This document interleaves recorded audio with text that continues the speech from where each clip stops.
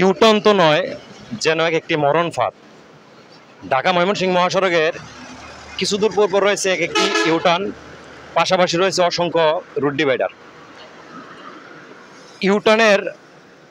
U turn দিয়ে গাড়ি মোড় নেয়, আর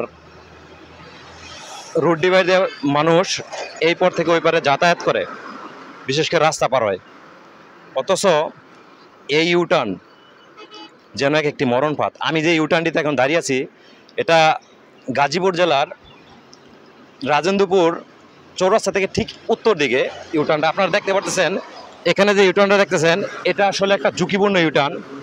এই ইউটার্নে প্রতিনিয়ত ঘটছে দুর্ঘটনা, পাশাপাশি উল্টো পথে গাড়ি তো আছেই, ওটা যাতায়াত করতেছে, এর জন্য ঝুঁকিটা অনেকটা বাড়তেছে। দেখুন, এখানে একটা ত্রিমুখী রাস্তা, বিশেষ করে ইউটার্নের পশ্চিম পাশে একটা রাস্তা চলে গেছে। এখান দিয়ে বেশ কোম্পানির অনেক গাড়ি যাতায়াত করে।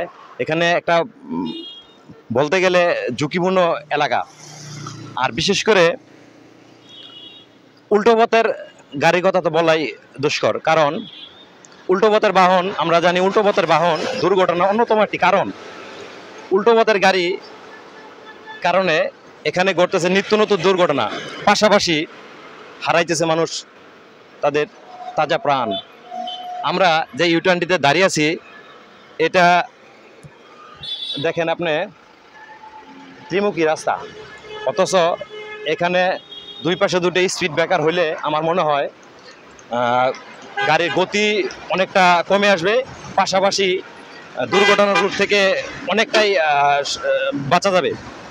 2023 সালে এই জায়গাটিকে মোট নিহত সংখ্যা 6 জন, আহত হয়েছে 8 জন। 2024 সালে এসে অলরেডি এই যাবৎ 2 জন নিহত হয়েছে। তার ভিতরে গত 17/4/2024 রাত 8টার দিকে এখানে একটি দুর্ঘটনা ঘটে, যেই দুর্ঘটনার কারণে একজন মোটরসাইকেল আরোহী নিহত হয়। দেখেন, এই যে রাস্তার পশ্চিম পাশে যে ট্রাকটি দাঁড়িয়ে আছে, এই ট্রাকের চাকায় পিষ্ট একজন মোটরসাইকেল আরোহী নিহত হয়।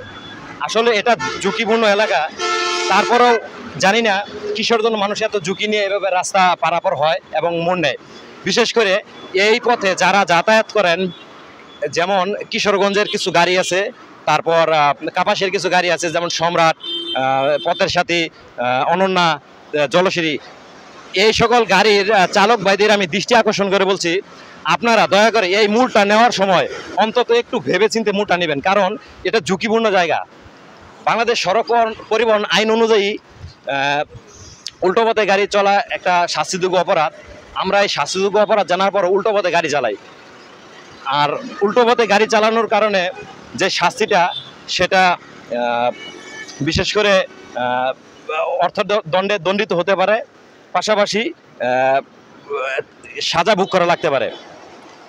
এখন আপনারা যে ইউটার্নটা দেখতে পাচ্ছেন, আমার মনে হয় ইউটার্নে দুইটাই স্পিড ব্রেকার হলে আমার মনে হয় গাড়ির গতি অনেকটা কমে আসবে এবং দুর্ঘটনার রূপ থেকে কিছুটা বাঁচা যাবে। তাই বাংলাদেশ সড়ক এবং মহাসড়ক বিভাগের ঊর্ধ্বতন কর্তৃপক্ষের দৃষ্টি আকর্ষণ করছি, যেন এই জায়গাটিতে অন্তত দুইটা স্পিড ব্রেকারের ব্যবস্থা করা হয়। তাহলে হয়তো দুর্ঘটনা মোটামুটি কিছুটা রোধ করা সম্ভব হবে বলে আমি ধারণা করি। দেখেন, এই ইউটার্নটাতে প্রতিদিন শত শত গাড়ি মোড় নিচ্ছে। দুর্ঘটনা ঘটার যে অন্যতম কারণ, তার ভিতরে এই জায়গাটিতে দেখা যাচ্ছে। আপনি দেখেন, ওই যে ট্রাকটা দেখা যায়, এটা কিন্তু এই দুর্ঘটনা কবলিত ট্রাক এখনো এখানে পড়ে আছে, নেয় নাই।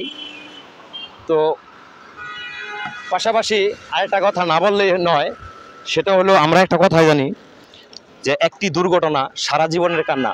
হ্যাঁ, সুপ্রিয় সুধী দর্শক, একটি দুর্ঘটনা সারা জীবনের কান্না। কারণ যেই পরিবারের উপার্জন করার মতো একজন ব্যক্তি আছে, সেই ব্যক্তিটি যদি এই জায়গায় দুর্ঘটনায় কবলিত হয়, তাহলে সেই পরিবারের কতটুকু ভয়াবহতা নেমে আসবে একটাবার ভেবে দেখেছেন? অথচ আমরা কারো কোনো নিয়ম নীতি না মেনে এখানে যে যার মতো রাস্তা পারাপার হচ্ছি। আমরা একটু সাবধানতা অবলম্বন করি, তাহলে হয়তো এরকম তাজা পানার জোরে পড়বে না। রাশেদুল হক রাসেল, NTN বাংলা, রাজেন্দ্রপুর, গাজীপুর।